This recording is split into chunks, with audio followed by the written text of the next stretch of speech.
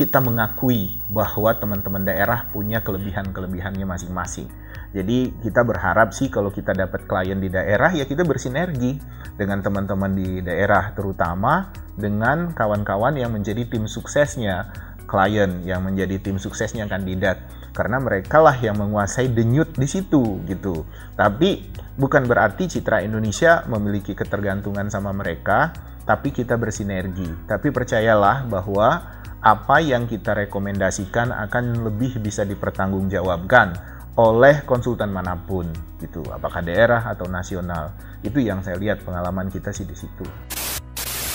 Teman-teman nasional punya kelebihan karena mereka lebih punya pengalaman, seperti saya bilang, pengalaman membandingkan. Jadi insting mereka melihat klien A itu kita treatment begini, klien B kita rekomendasikan begini, mereka lebih unggul di sana. Nah, apakah mereka mau punya cukup waktu untuk lebih stay di daerah untuk menyerap dinamika lokal, lebih menyerap aspirasi lokal dan perspektif lokal itu. Nah, disitulah harusnya teman-teman yang lembaga konsultan nasional ini bersinergi dengan teman-teman lokal, dengan konsultan lokal juga boleh, apalagi dengan tim sukses kandidat itu.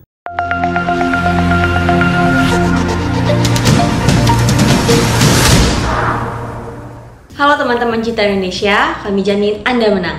Kembali lagi bersama saya Wina dan rekan saya Putri. Pada kali ini kita akan membahas topik mengenai apa perbedaan konsultan lokal dan juga nasional. Nah Put, menurut kamu nih definisi perbedaan antara konsultan lokal dan nasional ini seperti apa sih? Oke, iya seperti yang kita ketahui bahwasannya konsultan ini memang sangat penting untuk seorang kandidat gitu. Dan juga seperti yang kita ketahui bahwa konsultan ini memiliki beberapa macam, seperti konsultan lokal, nasional, parpol, dan juga independen. Nah, mungkin untuk lebih jelasnya langsung saja kita tanyakan kepada konsultan Citra Indonesia. Baik Pak, langsung saja, apa sih Pak perbedaan antara konsultan lokal dan juga nasional? Ya, kalau kita mau melihat konsultan lokal dengan konsultan nasional, memang ada perbedaan yang signifikan dan ada kekurangan dan kelebihannya masing-masing. Kalau konsultan lokal itu, kalau dari segi kelebihan, mereka lebih mengerti tentang situasi lokal. Nah, biasanya teman-teman yang di lokal ini mainnya di level provinsi, tapi tentu di bawah turunannya seperti kabupaten kota, pileg untuk daerah, itu mereka juga lebih paham. Nah, cuma masalahnya teman-teman lokal ini kekuatannya hanya di data dan informasi, tapi kekuatan rekomendasinya itu terbatas. Mereka rata-rata kalau ingin memberikan rekomendasi kepada kepada kliennya, mereka suka mengcopy paste, membenchmark kegiatan teman-teman yang di level nasional. Padahal kan situasi daerah, kondisi daerah itu berbeda-beda. Belum lagi kalau kita membandingkan antara klien kita dengan kompetitornya, kekuatan dan kelemahan klien kita itu harusnya bisa kita analisis dibandingkan juga dengan kekuatan dan kelemahan kompetitor itu. Nah, kenapa teman-teman di daerah itu cenderung melakukan copy paste atau benchmark dengan daerah lain yang dikelola oleh teman-teman nasional?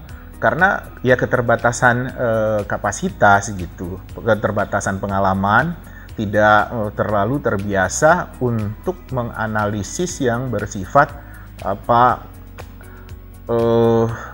gambaran pertarungan ke depan. Mereka lebih bicara tentang angka dan informasi gitu. Tapi prediksi-prediksi itu jarang mereka bisa lakukan. Semisalnya aja waktu dulu Jokowi dan Ahok itu menang di DKI, Pilkada DKI itu orang heboh tentang bagaimana Jokowi dan Ahok tampil dengan baju kotak-kotak.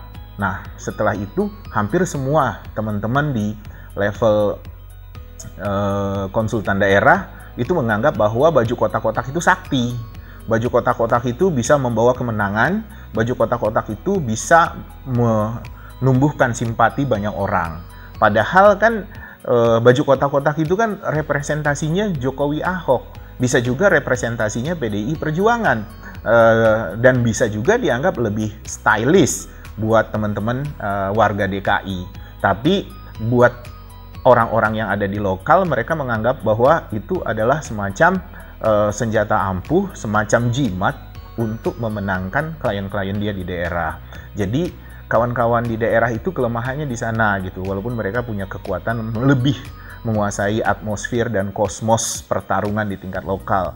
Nah, terus kalau kita teman-teman nasional itu seperti apa? Ya kelebihan mereka itu horizonnya mereka lebih luas, mereka bisa memperbandingkan, cuma mereka pasti mereka lebih terlatih membanding-bandingkan gitu. Jadi insting mereka untuk mengatakan bahwa oh kalau kandidat A kita harus treatmentnya seperti ini, kalau kandidat B rekomendasinya seperti ini, itu bisa mereka lakukan itu.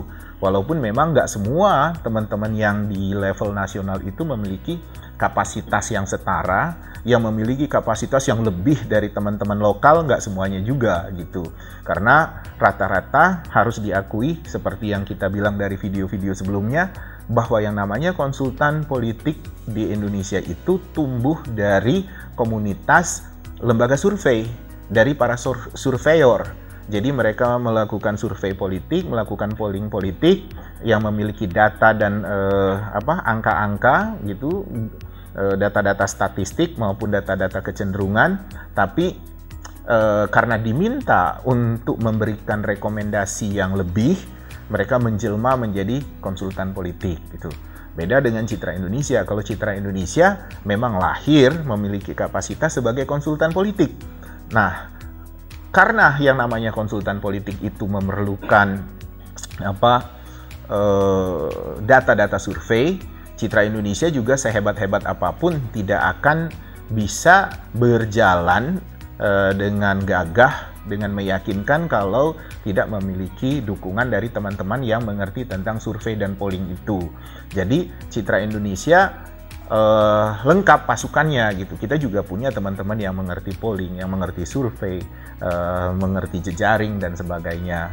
Nah, bagaimana posisi Citra Indonesia? Kalau bicara tentang Citra Indonesia, ya kita level nasional, tapi kita mengakui bahwa teman-teman daerah punya kelebihan-kelebihannya masing-masing.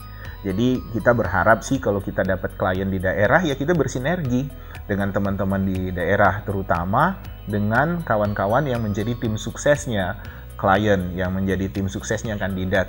Karena mereka lah yang menguasai denyut di situ gitu. Tapi bukan berarti Citra Indonesia memiliki ketergantungan sama mereka, tapi kita bersinergi. Tapi percayalah bahwa apa yang kita rekomendasikan akan lebih bisa dipertanggungjawabkan oleh konsultan manapun gitu, apakah daerah atau nasional. Itu yang saya lihat pengalaman kita sih di situ. Menurut Bapak nih, apakah konsultan nasional ini selalu dapat dikatakan kualitasnya memiliki lebih baik dibandingkan konsultan lokal? Karena kan kalau konsultan lokal tuh lebih paham ya Pak dengan situasi di daerah tersebut gitu. Kalau kita bilang, kalau yang udah punya nama ya, kalau kita bilang lebih baik, ya pasti lebih baik. Cuma ngukurnya sederhana, berapa banyak waktu yang mereka habiskan di daerah.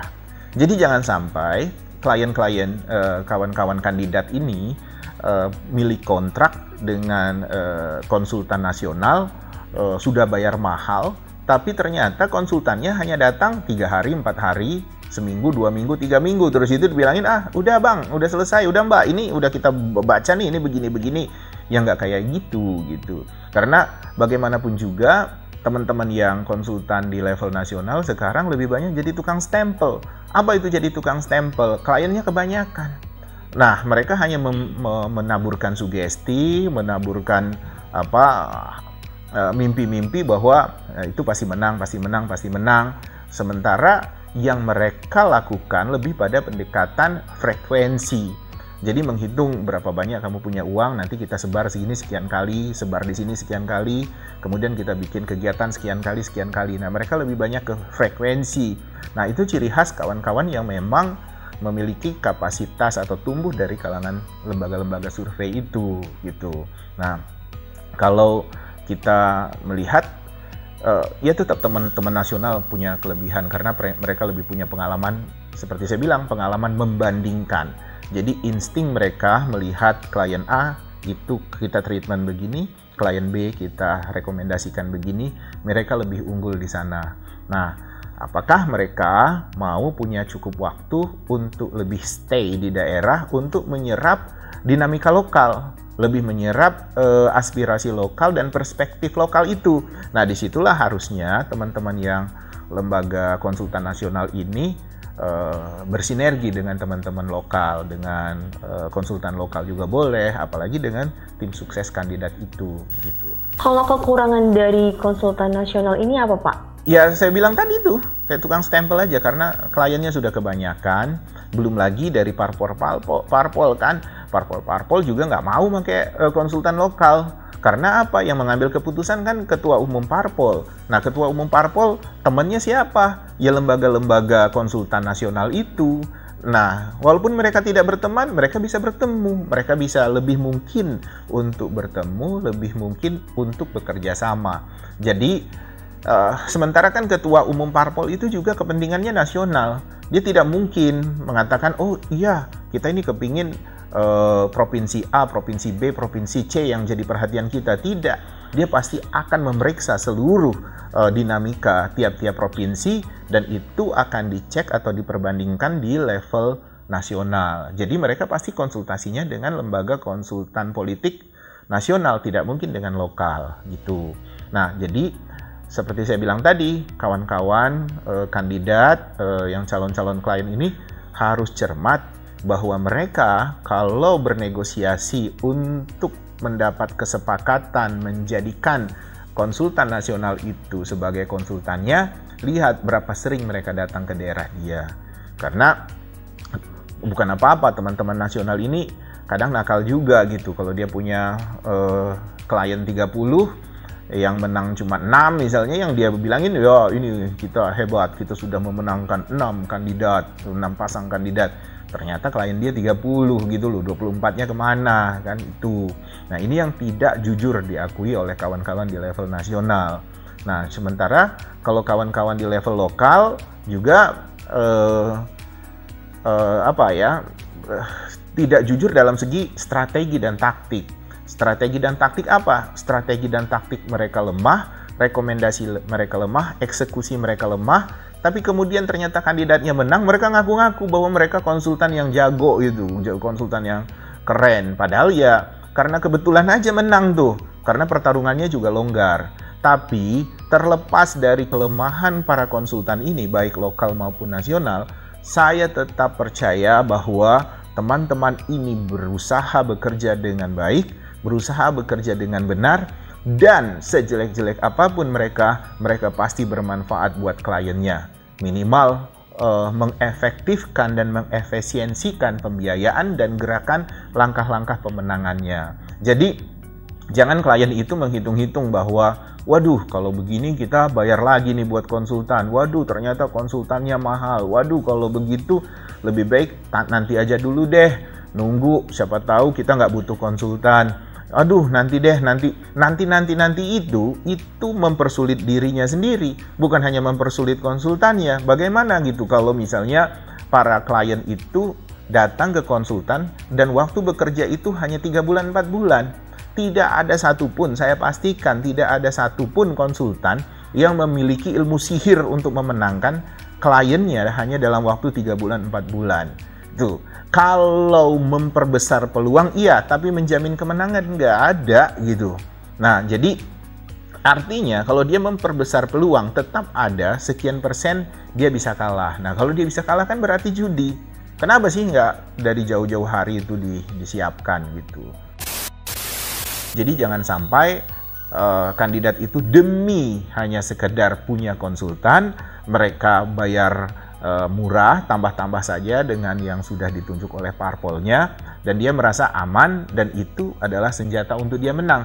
Itu keliru, karena bagaimanapun di setiap kandidat, di setiap daerah itu memiliki karakter dan situasinya sendiri-sendiri. Jadi mereka membutuhkan konsultan yang memang intens untuk membantu mereka. Jadi mengharapkan konsultan yang sudah dikontrak parpol itu riskan menurut kita. Selengkap-lengkap apapun tim itu, jelas yang paling penting itu adalah dari diri dia. Bahwa konsultan itu dia bayar untuk dia dengarkan. bukan untuk dia pajang-pajang, itu saja. Jadi dia harus memantapkan hati bahwa dia betul-betul membutuhkan konsultan dan dia percaya betul bahwa konsultannya itu yang akan memberi jalan untuk meraih kemenangan buat dia.